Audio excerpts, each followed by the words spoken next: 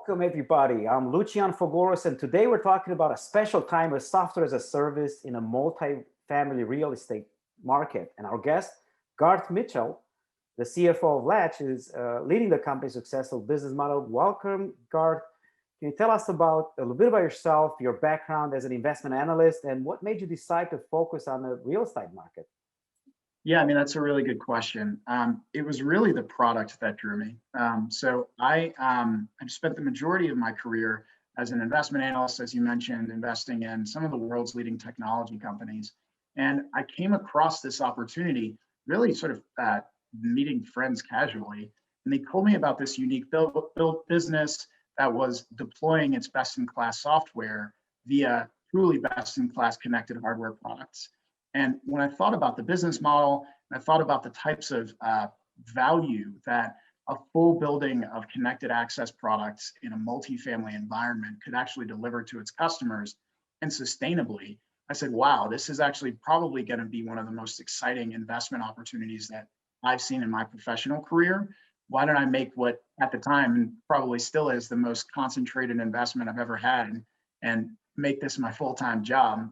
Fortunately, the company had an opportunity for someone like myself to step in, and it's been a great couple of years. The company's grown dramatically since, and I feel like we've been able to really grow on the back of delivering that value that I mentioned earlier to our customers. So it's been good. Thanks, Scott, for sharing with us. And now let's talk a little bit about software as a service has grown quickly over nearly every aspect or has taken over every aspect of the modern business, with market set to be growing to about 620 billion by 2020. That's about 18% compound annual growth.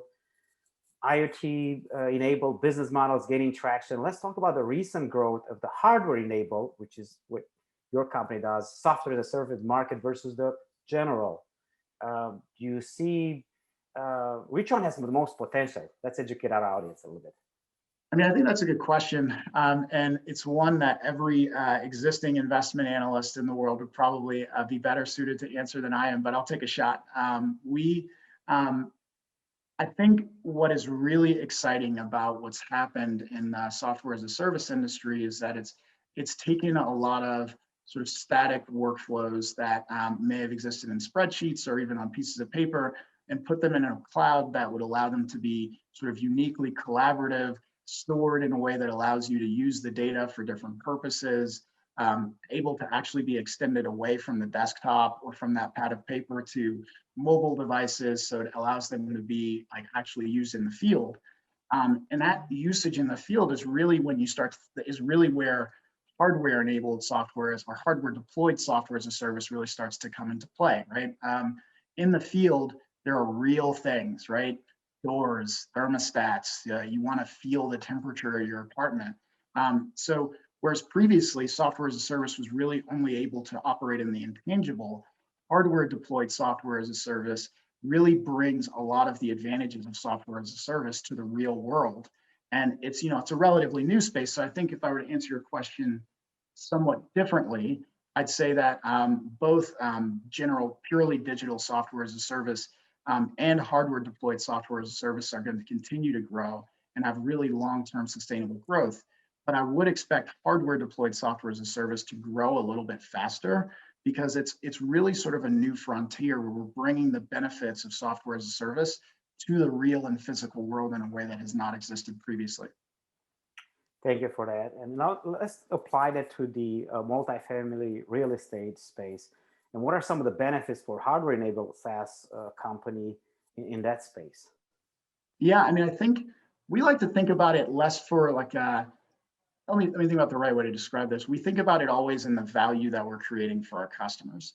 I think the unique thing about multifamily is that though an apartment building is an enterprise that has revenues and operating expenses just like any other enterprise customer, it also is people's homes, right? So the level of sort of care, security, quality, usability, sort of trust between that technology provider, the building, and that building's residents is just a little bit higher than you may find in some other instances because it is literally a collection of people's most sort of intimate spaces, right? And I think we take that extremely seriously because it reflects the seriousness by which our customers really reflect how they care about their spaces and their resident spaces. So for us, what does that mean? That means that there will never be sort of a substandard product that comes out of Latch, just given the importance of the environments in which we work.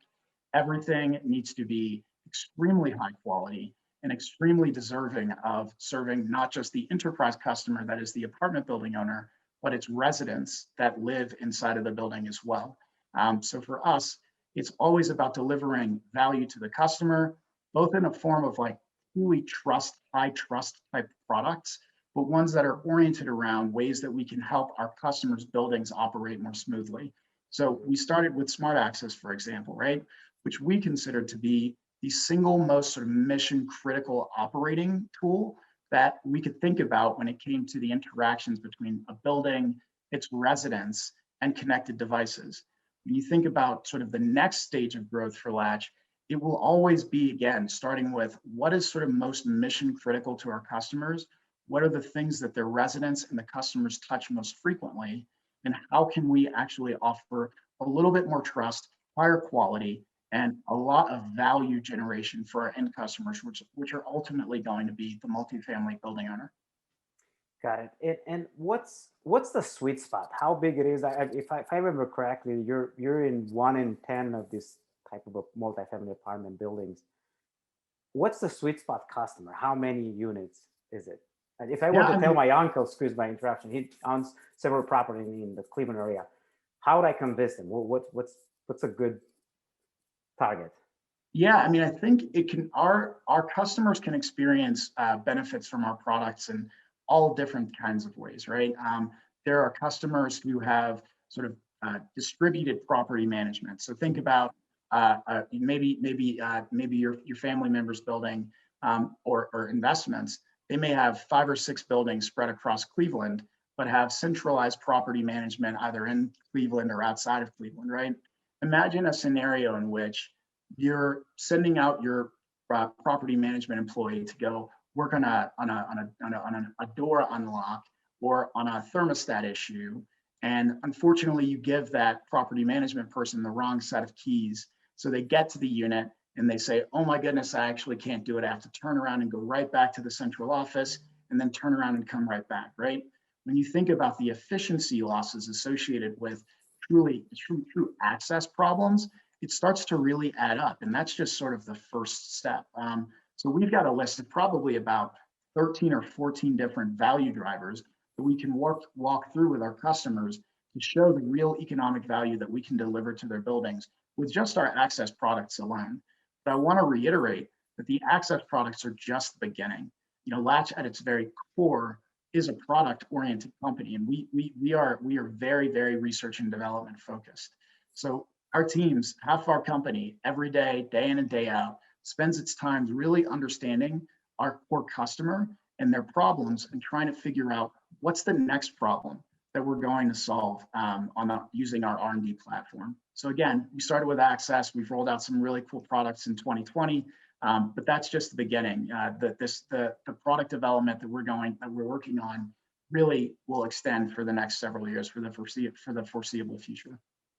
Great insights there. So I'm definitely going to have him take a peek at the website there, and it's going to be displayed on the screen. Now let's switch a little bit towards. We'll get him a good deal. Let him know that you know the CFO. Absolutely. How has the pandemic influenced the investment in smart apartment solutions? What have you seen over the last 10 months or so? Yeah, I mean, I'd say that it's not really dissimilar from what you've seen in a lot of sort of enterprise technology businesses.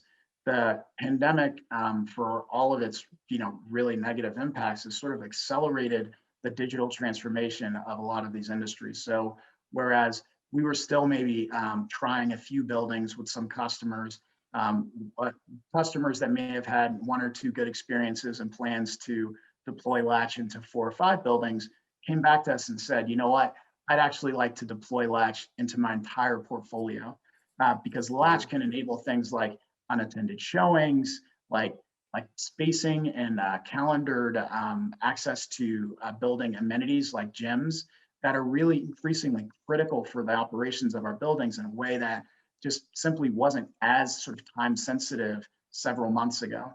So we've seen an accelerated adoption of these types of products into our customer base, and I think it really is just showing that our customers' realization of the value, given the way that the world is operating, is sort of it happened a lot faster than even we'd anticipated. So it's been broadly positive for the business.